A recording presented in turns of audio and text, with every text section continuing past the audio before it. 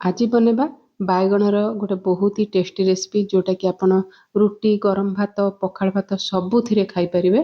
नमस्कार, स्वागत करछि देसी फूड कोर्ट ओडिशा को। तो आपण जेतिकी बायगणर रेसिपी बनेबे सेतरा बायगण नै परिबे। एटे मु गोटा बायगण को धोईकी ताको पोछिकी नेछि। तो ए जो रेसिपीटा बनेबे तो टिके कसी बायगण देखिकी नेबे तो रेसिपीटा बहुत ही बढ़िया हबो। तो एठी मु तार डेम्फ को न काटिकी देखि पारछो बहुत ही कसी बायगण नेछि। तो मु चारटा जाक माने गोटे बायगण को 4 खंड करछि।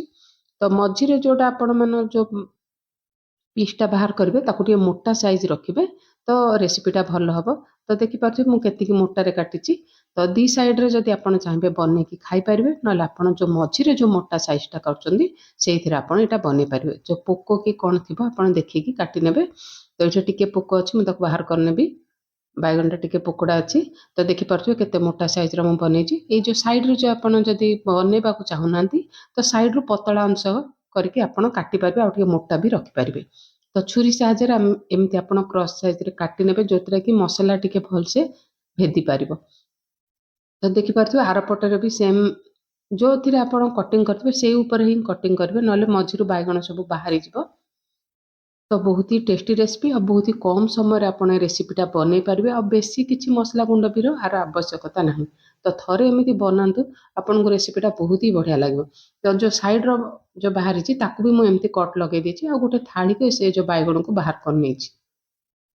तापे मसला बनिया पे नेछि टिके अधिका रसुण और राग पे आपण जति खाबे सेतिकी राग लंका नै परिबे।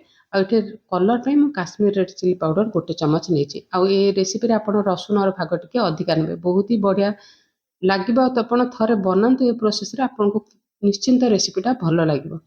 तो सब जो काश्मीर रेड चिली पाउडर सहित एठी छोटो ग्राइंडिंग जार सब मसला को ऐड कर नेछि। तो बायगण को चाहि स्वाद अनुसार एठी लूण दे देबा। आ एठी गोटे बड़ चामच एठी देछि सोरिष तेल। ए रेसिपीटा सोरिष तेल रे बनांतु बहुत ही टेस्टी लागिबो।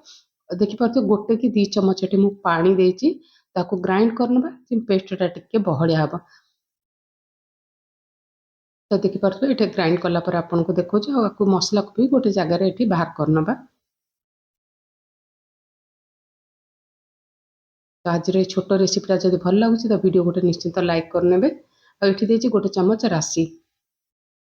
तो जो आपण मसला पेस्टटा बेसी बहळिया करिवेनी। तो बायगण जो आमे कट लगेछि ता देहरे मसलाटा भल से भीतर को जिबा दरकार तो रेसिपीटा भलो लागिबो। तो प्रथमे ऊपरे जो आमे मसला बनैथिले ताकू दे देबा। साइड जाकर तो ही गोटे थर ऊपर मसला दिया हबो किंतु आमे जो काटी जे मझी अंशटा को आकु दी पटे दिया हबो। प्रथमे गोटे पटे एठी मसला दे देबा। तो एमती एठी नै जे गोटे तावा जोथिरे कि आपण बायगणटा को जो पटे मसला देथिबे सेई पटटा को आगे तावा देहरे पकै नेबे। एठी मु सोरष तेल को गोटे चमच सोरष तेल देकी गरम कर नैथिली। तापर जो पटे मसला देथिली ताकू प्रथमे पकै नेछि। तापर जो मसला जो बळका अछि ताकू आर पट साइड रे दे देबा। आ ए रेसिपीटा आपण जम्मा घोड़े की बनेबेनी तो क्रिस्पी हबनी बायगणटा सिझी जिवो। टिके मीडियम हीट रे एपट सेपट करिकि 3 रु 4 मिनिट लागुची।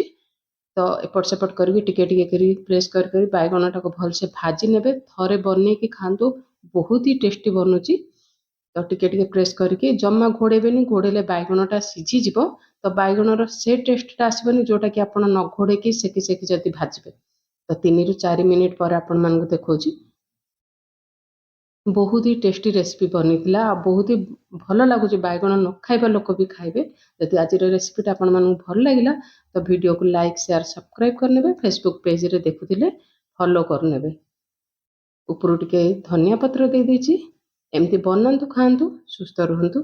पुणी आसी गोटे नुआ रेसिपी सहित। जय जगन्नाथ।